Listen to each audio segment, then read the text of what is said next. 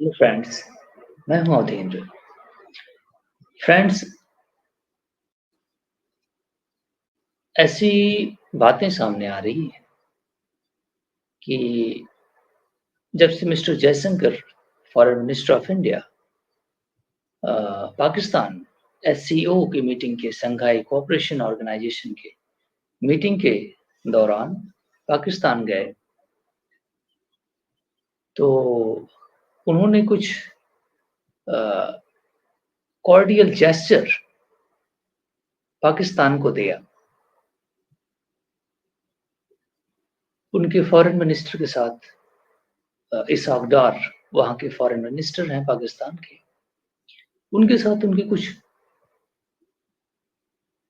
Dinner के दौरान कुछ फॉर्मल टॉक यूजुअली हो गई। वो प्लान्ड था, है ना? ऐसी कोई बात नहीं थी, वो प्लान्ड था। मिस्टर जयशंकर के साथ बैठना ये कोई ऐसी बात नहीं थी, वो बिल्कुल प्लान्ड था। जयशंकर साहब चाहते थे कि इसको बात किया जाए। ऐसा क्यों? इस बात को लेकर के काफ़ी ह्यू एंड क्राई मचा हुआ है कि इंडिया चाहता है कि पाकिस्तान के साथ बात किया जाए। बहुत अच्छी बात है। जयशंकर से साहब जो हैं, ये एक आर्टिस्ट हैं।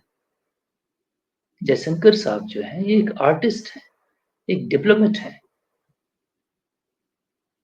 किस ट्यूनिंग के साथ, किस फ्रीक्वेंसी के साथ म्यूजिक करनी है, ही नोज वेरी वेल। उनका मिलना, उनका ना मिलना, उनका जेस्चर अडॉप्ट करना, नहीं करना, नहीं।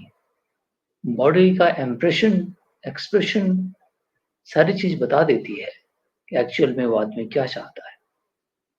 जयशंकर साहब, मिस्टर मोदी, अभी जो सेंट्रल कैबिनेट है इंडिया की, मिस्टर डोभाल साहब, एनएसए, ये सारे लोग एक्सपर्ट हैं अपने फील्ड में। ये जानते हैं कि किस तरह प्लानिंग करनी है, किस तरह एग्जीक्यूट करना है। और मिस्टर मोदी की मुझे बड़ी अच्छी बात लगती है कि बहुत अच्छी तरह चीज़ों को प्लान करना, उसको टाइम पर एग्जीक्यूट करना और जैसा चाहते हैं वैसा ही करना, है ना? हाँ, रिजल्ट डिफरेंट आ सकते हैं क्योंकि वो जिसके साथ नेगोशिएशन कर रहे होते हैं, मे बी कि उसका माइंड ठीक ना हो, है ना? लेकिन ये अपनी तरफ से चाहते हैं कि वो ऑब्जेक्टिव अचीव किया जाए, जो ये प्लानिंग करते हैं। ये एक बहुत बड़ी बात है। तो ये जो प्लान मिस्टर जयशंकर साहब ने किया, उनसे मिलना, उनसे बात की, कॉर्डियल जेस्चर देना। शहबाज शरीफ से जो मिले, तो उन्होंने एक कॉर्डियल जेस्चर दिया। पर्पज़ क्या है? Very simple purpose. पहली चीज़ तो ये दिखाना कि हमारे नेबर के साथ नेबरहुड फर्स्ट जो पॉलिसी है, वो जितना बेहतर हो सके उतना अच्छा है। हॉस्टाइल नेबर क्यों हो? है ना? ये भी एक हॉस्टाइल नेबर क्यों हो? और ये जो 5th ऑफ अगस्त 2019 को ये बिगाड़ पैदा की, भारत ने जानबूझ के किया, रिलेशनशिप को स्ट्रेन कर दिया। रिलेशनशिप को इतना स्ट्रेन कर दिया कि पाकिस्तान के पास कोई ऑप्शन बचा नहीं, केवल सुसाइड करना, यही ऑप्शन था। और जबकि उन्होंने किया, अपनी इकोनॉमी को टोटली डिसएंगेज किया, जिसके रिपरकशंस नेगेटिव पाकिस्तान पर आए। भारत का क्या ऑब्जेक्टिव था जिसको उन्होंने अचीव किया? जम्मू एंड कश्मीर रीजन को कंप्लीट इंटीग्रेशन करना, ये ऑब्जेक्टिव था जिसको उन्होंने अचीव कर लिया। पॉलिटिकल ऑब्जेक्टिव ये था। अब इससे एनॉय हुआ पाकिस्तान, उसने सारे रिलेशनशिप डिसएंगेज कर दिए। बहुत अच्छी बात थी। अगर डिसएंगेज नहीं करता तो नेगोशिएशन टेबल पे आता, बातचीत करता नहीं। परेशानी पैदा करने की कोशिश करता, मोबिलाइज़ेशन करता, इससे अच्छा है कि रूठ के बैठ गया। इससे अच्छा है कि रूठ के बैठ गया, समस्या ही खत्म हो गई।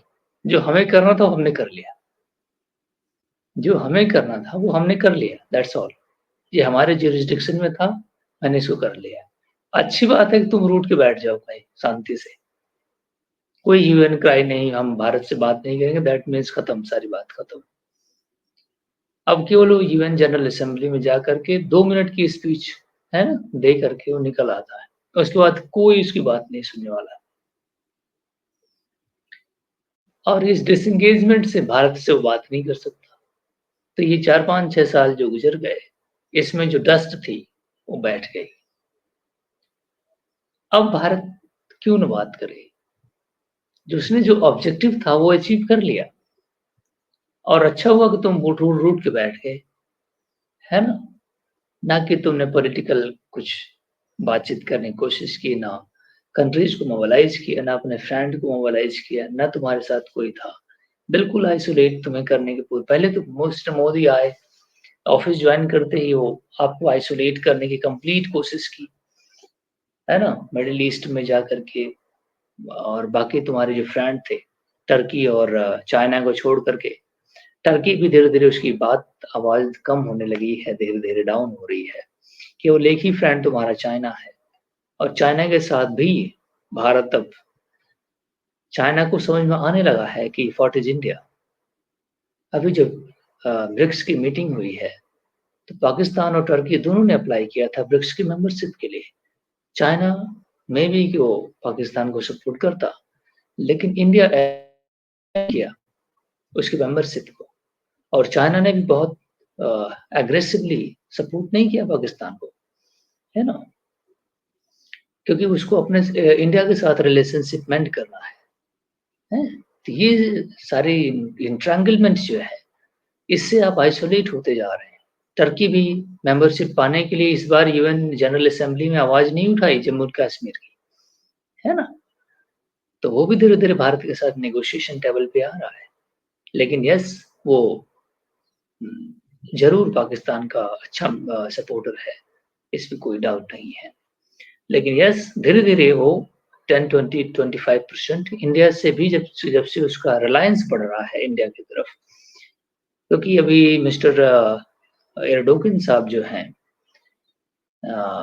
जो वहाँ के टर्की के प्रेसिडेंट साहब हैं, उनका भी माइंडसेट चेंज हो रहा है। वो देख रहे हैं कि इकोनॉमिक और पॉलिटिकल ग्रेविटी जो है दुनिया की, वो शिफ्ट कर रही है एशिया की तरफ, है ना? तो Turkey, because of the link of Asia and Europe, it is tilting right now towards the Asia. That's why Turkey wanted to become a member of BRICS countries.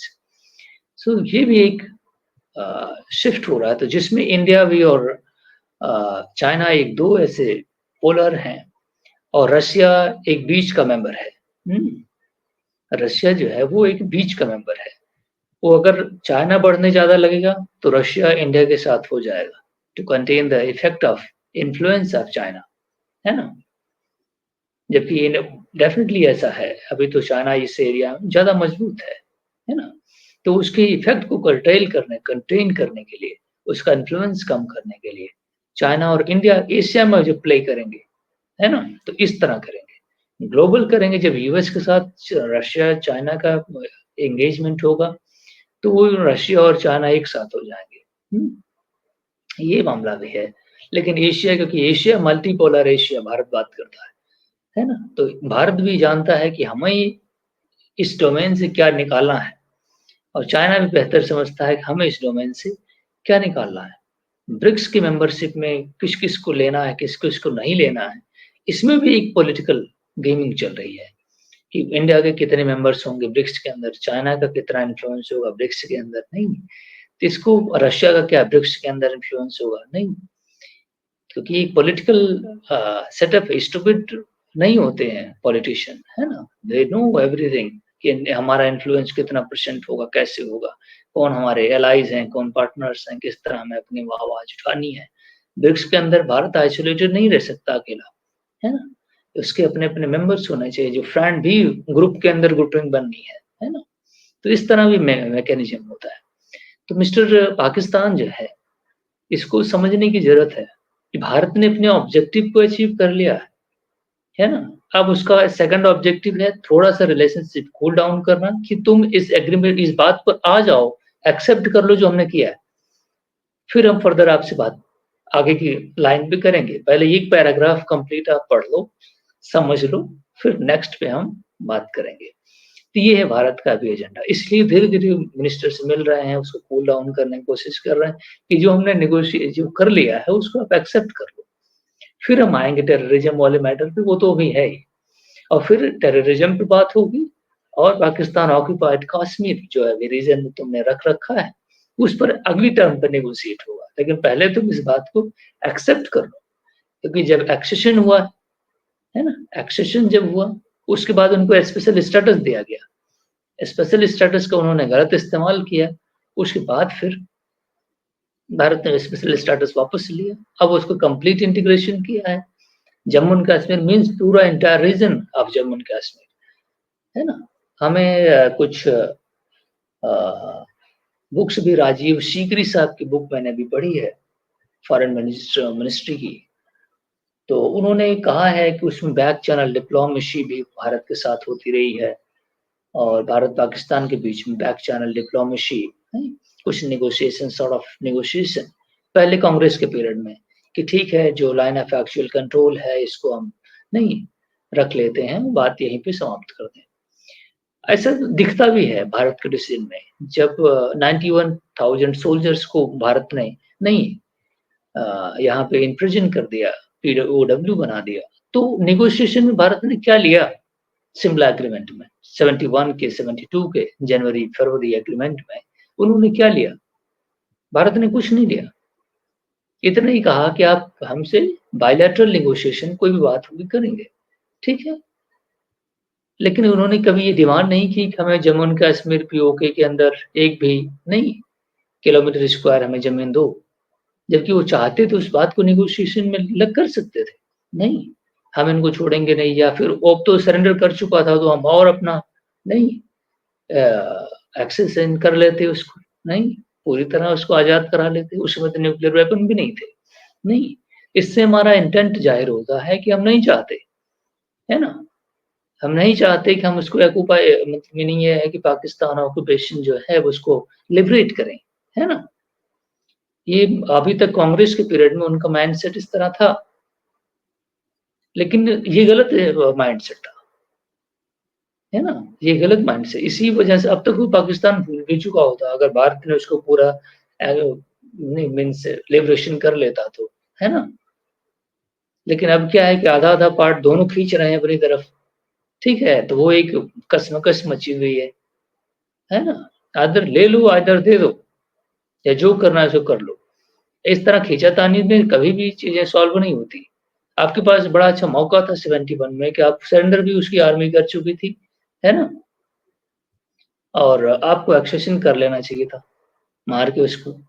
लेकिन गलती फिर वहाँ से हो गई कि उन्होंने नेगोशिएशन और बाकी चीज़ें करनी शुरू कर दी। तो ये सारी मिस्टेक्स भारत में हुआ, शायद मेंटल सेटअप उस टाइम इसी तरह का था। लेकिन मिस्टर मोदी अगर होते उस ज़माने में और भारत जितना स्ट्रेंथफुल आज है, उस समय बड़ा दबाव था। नहीं, बाकी सारी चीज़ों का पॉलिटिकल स्ट्रक्चर इस तरह बने थे शायद, हुँ? अगर वो एक्सेशन करने जाता तो हो सकता है कि चाइना फिर उसका सपोर्ट में आ जाता। लेकिन जनवरी-फरवरी में पूरा ये रीजन जो है वो अ, हो जाता है, आइस कैप वहाँ पे हो जाती है, तो लिंकेजेस भी उतना नहीं थे। अब जाकर के वो रोड भी बना रहा है, नहीं? A China Pakistan economic corridor, है ना? अब उसको वो मिलिट्री असिस्टेंस भी सप्लाई कर सकता है, किसी भी टाइम पीरियड फ्रेम में, है ना? तो अब और ये फॉर्मिडेबल होता जा रहा है चैलेंज। हुँ, भारत ने सक्सेसिवली गलती की है, उसमें बुक्स में उन्होंने मेंशन किया है कि किस-किस तरह से पॉलिटिकल रिजिडिटी थी हमारे पास कि हम डिसीजन नहीं ले सकते थे, है ना? तो प्रॉब्लम आई है, बाकी अ, ठीक है, सच्चाई जो आज है, वही है और अब न्यूक्लियर वेपन हो जाने की वजह से ये वॉर अगर होती है, उसके एक अपने टैक्टिक्स और बाकी मैकेनिज्म करके वॉर लड़ी जा सकती है, ऐसी बात नहीं है, लेकिन इसमें रिस्क फैक्टर एसोसिएटेड है ना? बहुत हाईली एडवांस लेवल का नहीं, ऑपरेशन करना होगा अगर उसको लिबरेट करना है, है ना? वो मिस्टर डोभाल साहब अच्छी तरह जानते हैं कि क्या करना है, एनएसए साहब, है ना? तो यही मैं कहना चाहता हूँ कि इसमें ऐसी बात नहीं है कि जयशंकर साहब तुमसे नहीं है, ये है वो बात है, वो पहले चाहते हैं कि कूल डाउन करो, जो हमने पैसेज लिख दिया है उसको आप पढ़ो और एक्सेप्ट करो, है ना?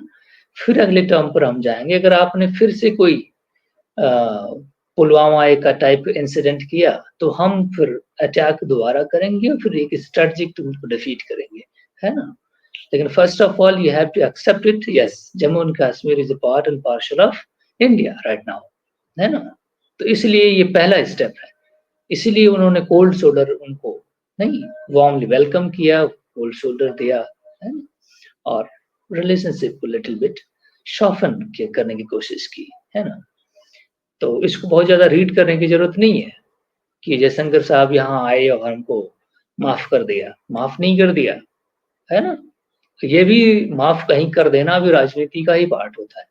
अदरवाइज़ अभी फिर से वो जो चाहते हैं देखो ऐसा है कि जब तक आप कोई बड़ी गलती नहीं करते, है ना? तब तक हम आपके साथ उस लेवल की आपको पनिशमेंट नहीं कर सकते, है ना? तो एट लीस्ट अब इस बात पर आओ कि उसको एक्सेप्ट करो, लिटिल बिट ट्रेड करने की कोशिश करो क्योंकि हमारी इकोनॉमी भी डेफिनिटली इम्प्रूव करने की कोशिश करे। और जो बांग्लादेश के अंदर भी कुछ डेवलपमेंट्स जो अभी रिसेंट हुए हैं, उससे भारत बिल्कुल खुश नहीं है। Mister foreign prime minister Modi साहब भी अ, उसको जो अभी नोबेल प्राइज़ विनर वो स्टूपिड आदमी जो है, वो बैठा हुआ है ना? तो वो जब तक यहाँ पे रहेगा तब तक भारत उससे बात नहीं करेगा। अब उसकी कोई लेजिटिमेसी नहीं है, वो प्राइम मिनिस्टर तो एक्चुअल है नहीं ना बांग्लादेश का, है ना? वो अभी गवर्न करने के लिए आया हुआ है। वो लेजिटिमेट ऑर्गेनाइज़र नहीं है गवर्नमेंट का। तो इसलिए उससे प्राइम मिनिस्टर मोदी का मिलना बनता नहीं है ना? स्टार्टिंग में जब वो आया तो प्राइम मिनिस्टर को फ़ोन किया, हाय हेलो करने की कोशिश की। मिस्टर मोदी ने भी कहा कि जो माइनॉरिटीज़ हैं उनको आप प्रोटेक्ट करें और एड्रेस करें उनकी प्रॉब्लम को। लेकिन इंडिया को बातचीत अब देखना ये है कि बांग्लादेश के साथ कि इंडिया को किस तरह अ, बांग्लादेश का बिहेवियर कैसा होता है ना? अगर एंटागोनाइज़िंग होगा भारत के लिए, तो भारत उसमें भी जानता है कि उसको क्या करना है ना? डेफ़िनेटली अ, भारत के साथ दुश्मनी लेकर के बांग्लादेश का कोई भी हित सॉल्व नहीं होगा। लेकिन डेफ़िनेटली जो वहाँ पे बीएनपी अभी आएगी बांग्लादेश नेशनलिस्ट पार्टी, वो ज़रूर ही पहली बात तो वो इस्लामाइज़ेशन करने की कोशिश करती है और वहाँ पे भी कुछ अ, फंडामेंटलिस्ट फोर्सेस मौजूद हैं। तो उन्होंने अभी तो क्रैकडाउन कर रखा है मिस्टर हसीना की पार्टी पर, पूरी तरह से कंप्लीट क्रैकडाउन, मिनिस्टर्स को जेल भेजना, पार्टी को इलेजिटिमेट घोषित कर देना, मिस्टर हसीना का एक्स्ट्राडिशन करने की कोशिश करना, नहीं, ये सारी चीज़ें वो अभी कर रहे हैं। हुँ। तो अभी तो कल-परसों मैंने न्यूज़ पढ़ी कि हसीना साहिबा जो हैं वो इंडिया से भी चली गई हैं, है ना? कि अब कहाँ गई हैं इसकी कोई जानकारी नहीं है। ये इंडिया जानता है कि वो कहाँ गई हैं, ऐसी बात तो है नहीं कि यहाँ से गई तो उनको पता नहीं है। लेकिन अभी तक भारत को ये जानकारी नहीं है कि वो कहाँ गई। हुँ। सीक्रेटली वो रह रही होंगी मे बी कि इंडिया में ही हों, मुझे जानकारी नहीं है। लेकिन अभी तक भारतीय सरकार शायद यही कह रही है। न्यूज़पेपर में था, मैंने पढ़ा, बहुत डिटेल मैंने नहीं पढ़ा उसको, क्योंकि मुझे उस अ, आर्टिकल पर बहुत विश्वास नहीं था। कि वो ऐसा कैसे हो सकता है कि कोई भारत से निकले और वो इतना इन्फ्लुएंशियल पार्टी और इंडिया को मालूम ना हो, है ना? तो इसलिए मैंने उसको ध्यान नहीं दिया, ऐसा न्यूज़ में आया था। तो मैं मान लो इसको बेकार सी बात है। लेकिन देखना ये है कि बिहेवियर किस तरह होता है ना? हम हॉस्टाइल बिहेवियर ज़रूर रहा है बीएनपी का पिछला 96 और 2000 तक जब उनकी सरकार थी। तो उसमें भी उन्होंने नॉर्थ ईस्ट में मिलिटेंट्स को सपोर्ट करना, उनको सेफ हेवन देना, ये सारी चीज़ें उन्होंने की थी। अब देखना ये है कि बांग्लादेश में जो नई सरकार आती है, डेफ़िनेटली अब 10 सालों तक तो मुझे नहीं लगता कुछ बेहतरीन फ्यूचर नज़र आता है इंडिया और बांग्लादेश रिलेशनशिप पर। ये देखना ये है कि कितना हॉस्टाइल नहीं होता है, कितना डिग्री फ्रेंडलीनेस होती है, ये देखने की बात है। लेकिन हॉस्टाइलिटी कितना होती है, ये भी देखने की बात है। लेकिन पाकिस्तानियों को ये बात समझनी चाहिए कि बहुत खुश होने की ज़रूरत नहीं है और जयशंकर साहब एक डिप्लोमेट हैं और वो बेहतर म्यूज़िक और डांस करवाना भी जानते हैं। So thank you very much my friends for watching.